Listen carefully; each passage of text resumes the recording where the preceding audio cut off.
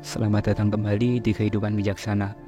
Semoga dengan Anda mendengarkan video ini bisa membawa pandangan positif untuk pertumbuhan diri Anda dan selalu berusaha menjadi pribadi yang jauh lebih baik daripada sebelumnya. Hari ini kita akan membahas sebuah topik yang mungkin sudah sering kita dengar, yaitu mengatakan ungkapan seperti ini hanya akan membuatmu tetap terlihat bodoh. Mari kita coba memahami mengapa kita sebaiknya menghindari penggunaan ungkapan semacam itu. Ungkapan keras yang menilai seseorang sebagai bodoh bisa memiliki dampak yang lebih dalam daripada yang kita pikirkan. Mari kita bahas bersama bagaimana kekuatan kata dapat memiliki kekuatan untuk membentuk persepsi dan motivasi. Yang pertama, dampak psikologis. Mengkritik tanpa memberikan solusi atau dukungan konstruktif dapat merusak kepercayaan diri dan semangat belajar dari seseorang.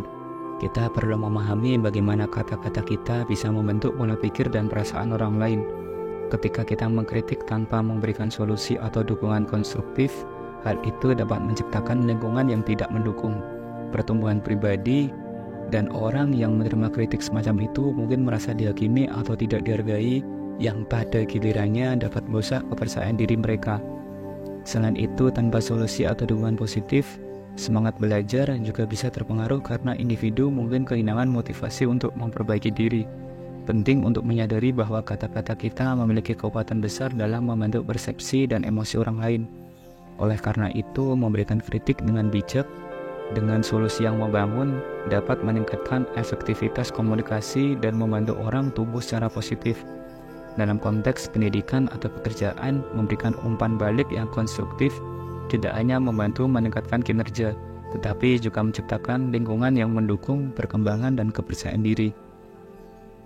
Yang kedua, alternatif positif. Sebagai gantinya, bagaimana jika kita memilih untuk memberikan kritik secara positif? Mari kita bahas lebih detail cara-cara memberikan masukan yang membangun dan mendorong pertumbuhan tanpa merendahkan seseorang. Alternatif positif dalam memberikan kritik melibatkan penggunaan bahasa yang membangun dan fokus pada sebuah solusi. Misalnya, kita dapat menyampaikan masukan dengan mengidentifikasi aspek yang berhasil dan memberikan saran konstruktif untuk perbaikan dengan memilih kata-kata yang menghargai usaha dan kemajuan. Kita dapat menciptakan lingkungan yang mendukung perubahan dan kolaborasi, menawarkan bantuan untuk memperbaiki kritik kita, dan dapat menjadi lebih bermakna dan bersifat lebih membangun. Selain itu, memberikan umpan balik secara pribadi dan menghindari kritik di depan umum juga dapat meningkatkan efektivitas pesan positif kita. Selain itu, penting untuk memilih waktu yang tepat ketika memberikan kritik positif. Menyampaikan masukan ketika orang tersebut lebih menerima atau dalam suasana yang tenang dapat membantu pesan kita diserap dengan lebih baik. Saat memberikan kritik, fokuskan pada perilaku atau tindakan yang dapat diperbaiki, bukan mengkritik kepribadian seseorang secara langsung.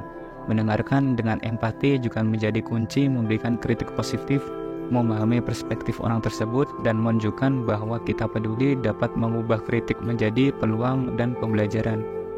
Selain itu, memotivasi dengan memberikan pujian yang seimbang dengan masukan konstruktif dapat meningkatkan motivasi dan kepercayaan diri.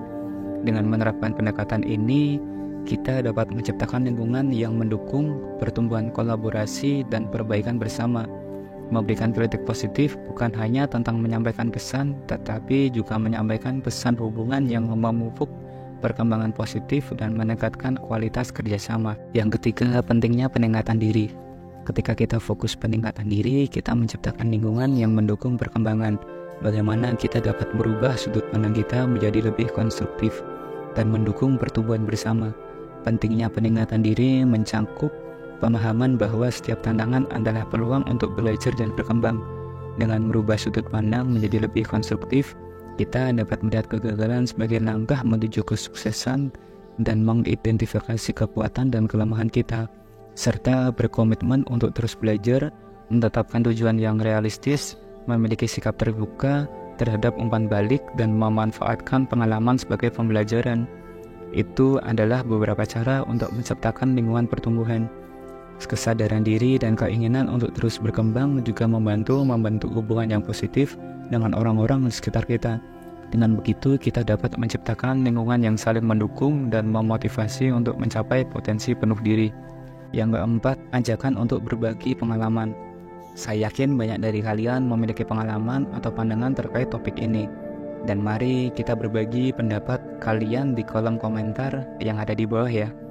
Apakah kalian pernah mengalami dampak kata-kata yang merendahkan atau sebaliknya? Mari kita belajar dari pengalaman satu sama lain. Berbagai pengalaman dapat memberikan wawasan berharga.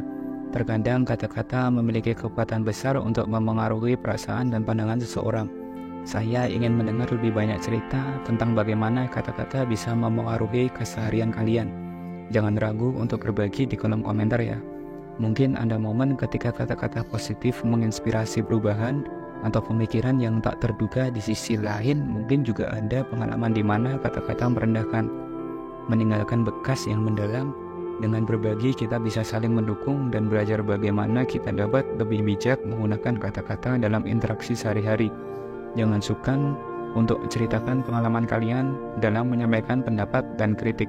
Mari bersama-sama menciptakan budaya komunikasi yang membangun.